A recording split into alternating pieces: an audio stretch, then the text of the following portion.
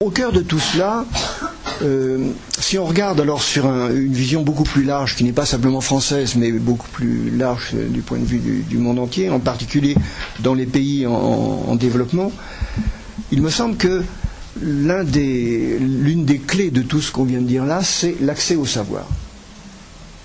Alors l'accès au savoir a commencé par la notion même d'accès ou de non-accès.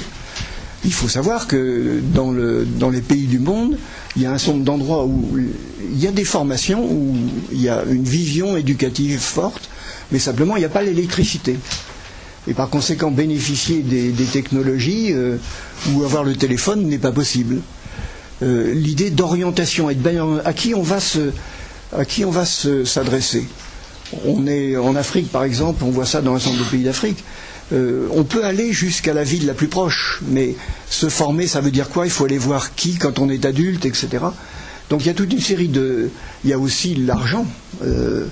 La connexion à Internet, c'est quelque chose qui coûte. Il y a des gens qui n'ont pas l'argent pour se connecter à Internet.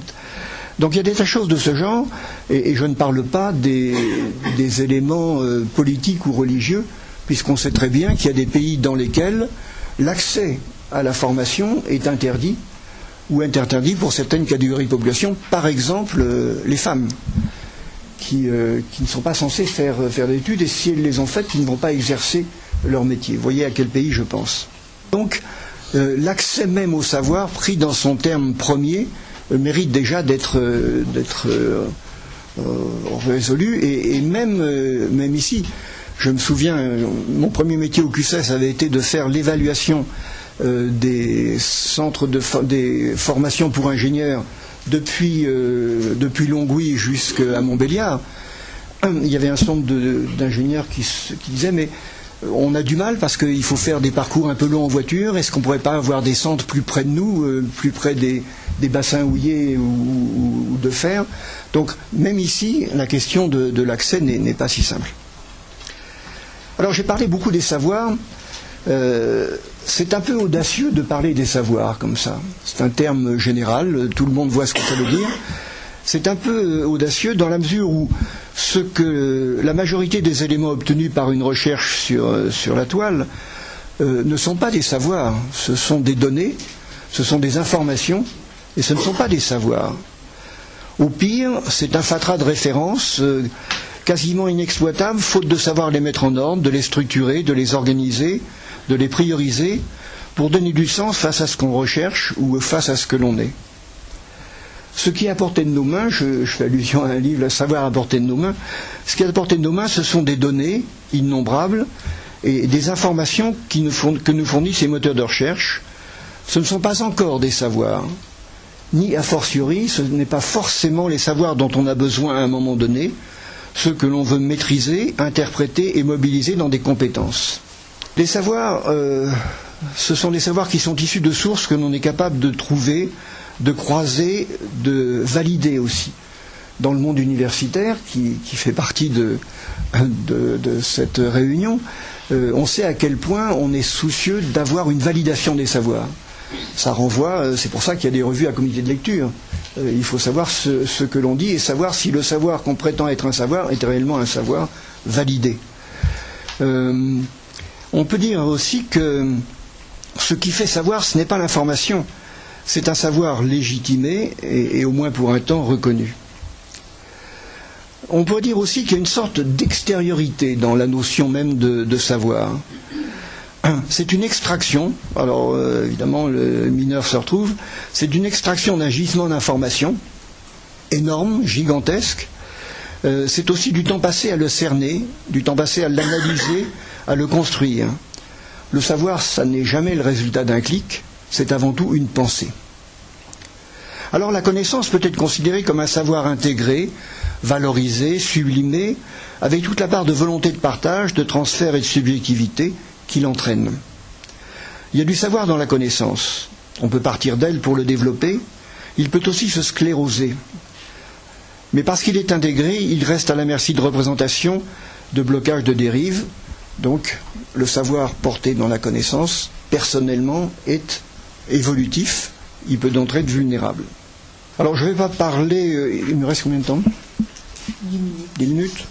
Alors je ne vais pas trop parler du rôle des enseignants-chercheurs et des formateurs, si ce n'est pour dire que les enseignants-chercheurs et les formateurs, quel que soit le nom qu'on leur donne, Gérard Maglev, qui avait commencé à travailler ici, on en parlait il y a un instant, est parti du CNAM en disant « je ne veux plus parler des formateurs ». Parce que c'est un terme passe-partout, il faut être beaucoup plus précis. On va rester. Les enseignants-chercheurs et les formateurs sont légitimés d'un côté pour transmettre de savoir et de l'autre pour aider à les créer et à se les approprier. Comme médiateurs, ils doivent aussi veiller aux éventuelles dérives et désormais aux pièges des marchés du savoir. Car quand je disais tout à l'heure que le savoir est quelque chose qui devient une denrée périssable, c'est aussi une denrée qui devient monnayable.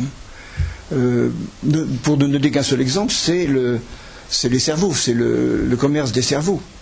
Je parlais récemment avec une dame qui venait de Grèce, qui me dit le plus gros problème de la Grèce en ce moment, c'est pas vraiment les questions financières. D'abord, la Grèce est plus riche qu'on ne le pense, et d'autre part, l'Union européenne fait son travail. Notre problème majeur, c'est l'émigration des jeunes. Les jeunes en Grèce ne veulent plus rester en Grèce parce qu'ils ne voient pas d'avenir en Grèce. Il y a des gens qui ont l'équivalent d'une licence, d'un master, qui lavent la vaisselle parce qu'ils n'ont rien trouvé. Et d'après elles, statistiques à l'appui, plus de la moitié des jeunes de 18 à 25 ans en Grèce sont actuellement en train de chercher à aller ailleurs. Ça risque de laisser le pays exsangue en termes de personnes expertes. Et pour elles, c'était le risque le plus fort, quoi.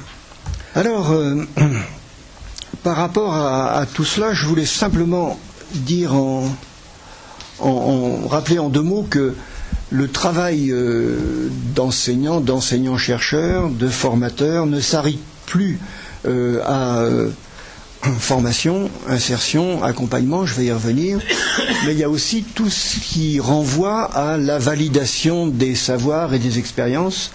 Et donc, n'oublions pas que la VAE joue un rôle important maintenant, que les diplômes obtenus par la VAE sont sur le même niveau exactement superposables avec les diplômes habituels. Mais ça veut dire que pour les enseignants, il y a un travail tout à fait énorme dans les jurys qui suppose qu'on acquiert là aussi un nouveau savoir, puisque les jurys sont entre formateurs et industriels. Voilà ce que je voulais partager avec vous pour rester à peu près dans le temps. Juste une dernière pensée justement sur les formateurs, les enseignants-chercheurs, parce que ça m'a frappé que vous ayez mis dans le dépliant, vous ayez parlé d'accompagnement. C'est pas si fréquent qu'on parle d'accompagnement. Bon, j'ai écrit des choses là-dessus, donc je vais le ressortir. C'est pas à cause de vous que je dis ça, c'est parce que je trouve qu'il y a un croisement là tout à fait intéressant. Je dirais que par-delà leur mission traditionnelle, on peut faire l'hypothèse que les rôles, les statuts des personnes qui s'appellent formateurs, enseignants-chercheurs ou autres s'articuleront beaucoup autour de l'idée d'accompagnement sous de multiples formes. À mes yeux, discutable, hein. Il appartiendra donc à ces personnes-là, et parfois à leur hiérarchie, d'aider les apprenants à changer de posture d'apprentissage face à des lieux de savoir qui changent eux-mêmes profondément.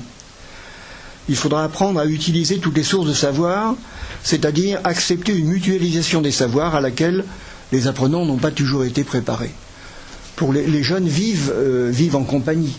Les gens qui se rapprochent de ma génération voulaient savoir, et quand on écrivait quelque chose, on écrivait comme ça. Il ne faut pas que les voisins voient. Ici, quand la notoriété sur Facebook, c'est le nombre d'amis qu'on a. Quand on voit qu'on a 17 amis sur Facebook, il vaut mieux fermer son compte, hein. Donc, qu'est-ce qu'il faut faire? C'est pas simplement transmettre ou créer des connaissances. C'est apprendre à construire des connaissances à partir d'informations disparates et dispersées. C'est savoir gérer des savoirs changeants. Les savoirs changent tout le temps. L'avenir n'est plus ce qu'il était. c'est entrer dans des hyperespaces, je prends le mot informatique traditionnel, hein, c'est entrer dans un hyperespace où chacun suit son propre cheminement, ne va pas forcément là où on voulait qu'il aille, ne va pas forcément là où il voulait aller, et qui s'en trouve parfois désemparé, parfois enrichi. Quand les seniors se servent de l'ordinateur et tombent sur une page tout à fait inconnue qui n'a aucun rapport avec ce qu'ils cherchaient, ils sont complètement désemparés, quoi. C'est dramatique. Quand de la génération Y trouve des pages tout à fait nouvelles, c'est une occasion de communiquer, de s'envoyer des SMS et autres. C'est menace ou opportunité, on le retrouve là très très concrètement. Ça veut dire que c'est aussi apprendre à vivre dans une culture de l'écran où rapidité, fugacité, réactivité et vigueur vont de pair. C'est ça la cyberculture. Je parlais récemment avec quelqu'un pour dire mais ce qui m'a le plus gêné pour accéder à l'informatique, et ce qui m'a le plus gêné, c'était passer des mots aux icônes.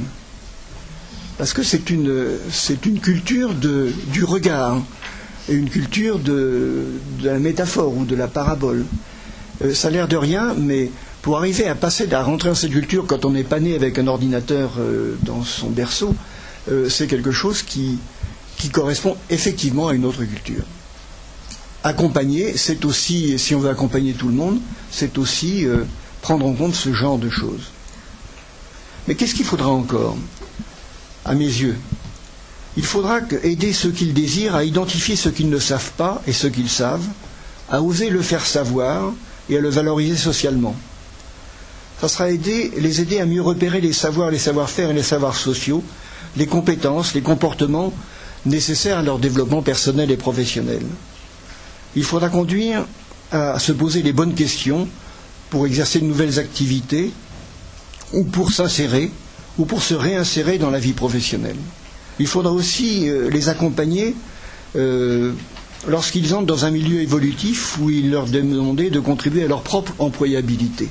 Ça, c'est une chose tout à fait nouvelle et importante. C'est renvoyer sur l'individu la responsabilité de ses propres formations et donc du maintien de ses expertises.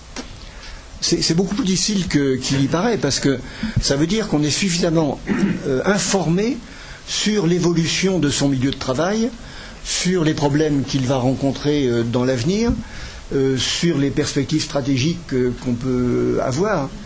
Parce que si on n'a pas tout ça, on revient à ce que je disais tout à l'heure sur je suis chômeur, me former, oui, mais pourquoi? Je suis employé, je suis salarié, je ne suis pas chômeur, mais on demande de me former et de choisir ma formation. D'accord, mais sur quoi? Il y a donc là une rupture dans la capacité à se former qui tend à renvoyer vers les individus ou vers des petits groupes la responsabilité même du choix de la formation, puisque la direction de la formation ne le fait plus toujours. Enfin, accompagner, eh bien, c'est aussi savoir optimiser le temps et l'énergie pour remplacer la formation dans un projet de vie qui lui donne sens, et réciproquement. Voilà ce que je voulais vous dire dans à peu près le temps imparti.